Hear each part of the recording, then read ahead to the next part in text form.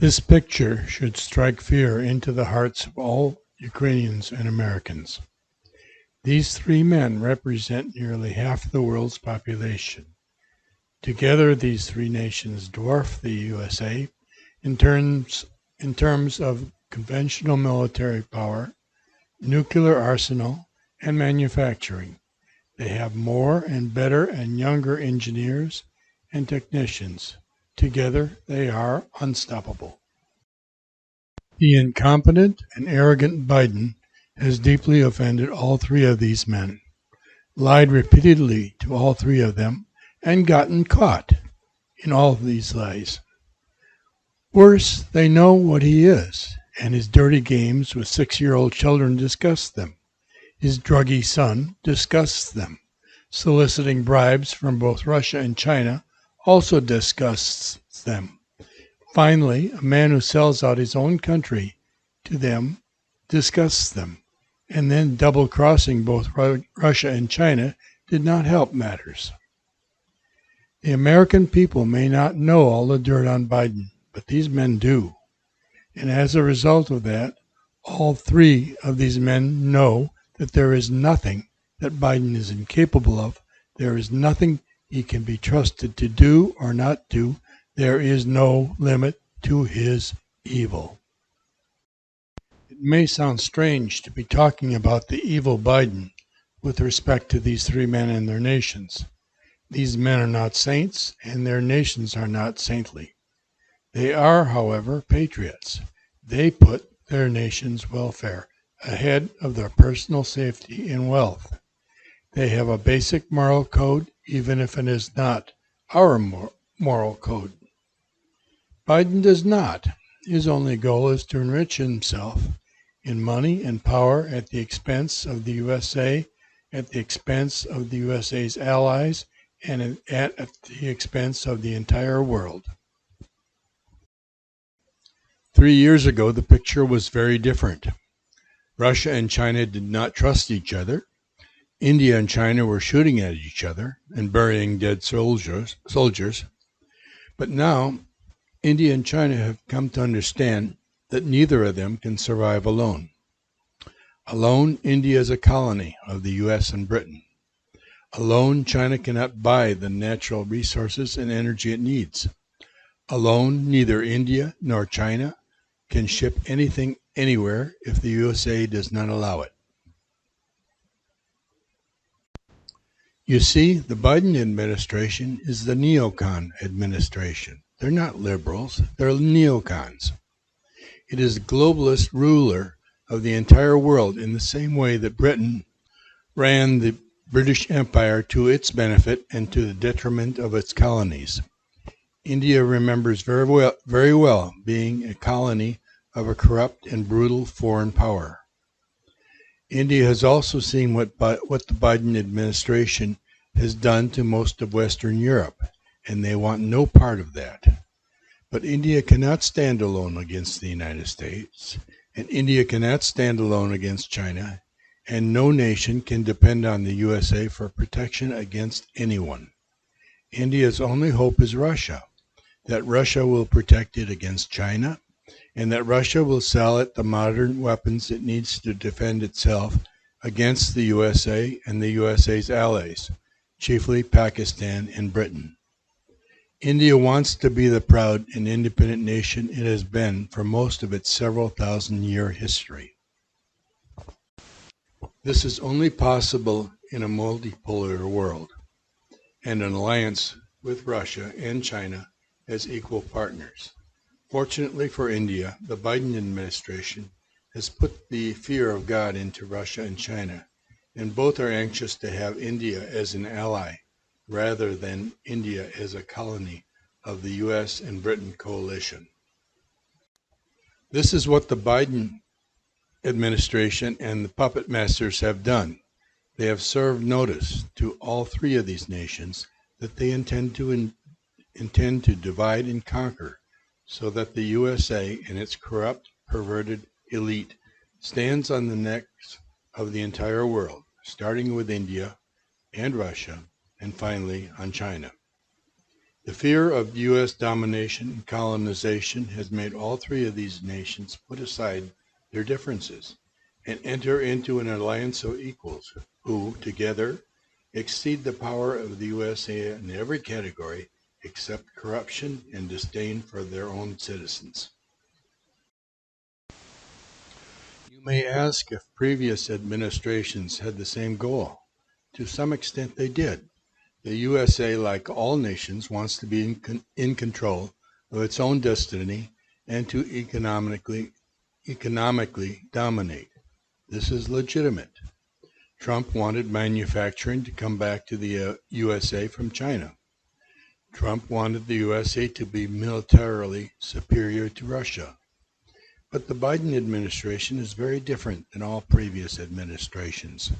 The Biden administration has the same mindset as Britain had in the 19th century, that the rest of the world is supposed to be colonies of the USA, to be plundered by the USA and its junior partner, Britain. The Biden administration has the same mindset as a slave master that believes that slavery is good for the slave because slaves are incapable of taking care of themselves. Okay, let's finally reference the map so that we can understand that not everything is the fault of the Biden administration. Start at the bottom. Sri Lanka is a basket case of a nation, a failed state, a humanitarian disaster. Years of civil war ended with a woke dictator that decreed that Sri Lanka would go 100% organic. To achieve that, importing fertilizer became illegal. This is what the wizards of the West told him to do. The elites of the West want organic food from fields uncontaminated by commercial fertilizer, pesticides, and herbicides. Well, the result was predictable: crop failure. Sri Lanka could no longer feed itself. To make matters worse, Sri Lanka is poor and did not have enough money to import food. Farmers whose crops failed could not afford to buy fuel for their farm machinery and had to depend on their own muscle power and draft animals, which further reduced the next year's crop. It is a humanitarian disaster caused by listening to the Western wizards rather than local farmers with common sense. India has seen this as more evidence of the stupidity of the West and more reasons to be practical and to follow the examples of Russia and China. India sees that the only two nations in the world that came to Sri Lanka's aid with food, with fertilizer, with fuel, and money are Russia and China.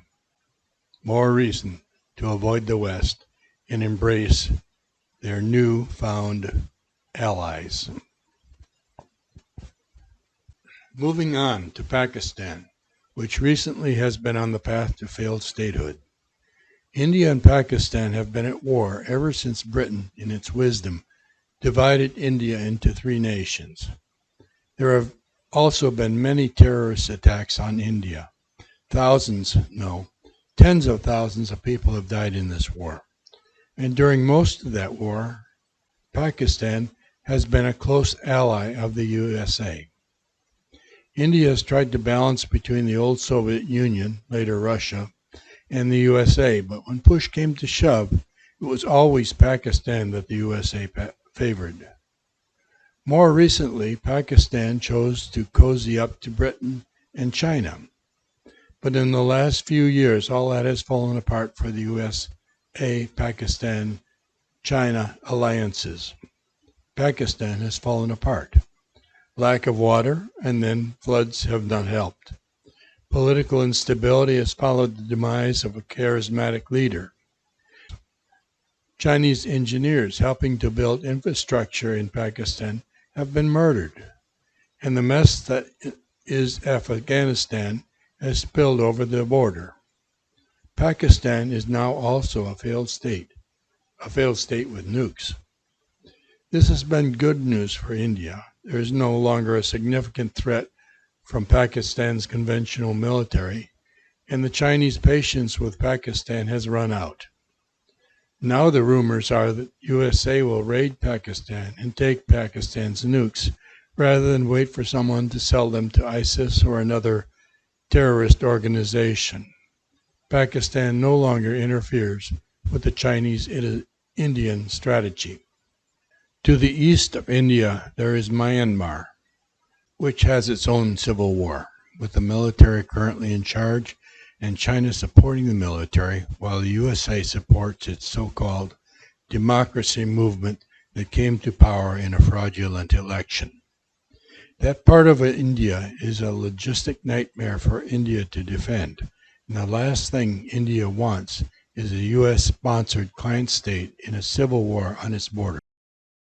To conclude this video, I'd like to go back to the opening picture. You see three men who lead nations that are natural adversaries.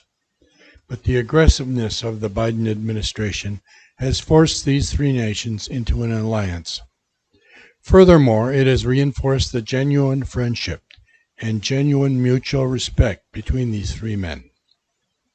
These men are intelligent and politically astute men, unlike the senile doofus that is technically in charge of the U.S. dictatorship of the woke elitist deep state. These men fully understand that if their alliance fails, so do their nations. Please take a moment to like this video and subscribe to me. Much of what I've said flies in the face of deep state propaganda. If you want clarification or if you disagree, I pay attention to comments. Feel free to add your comments below.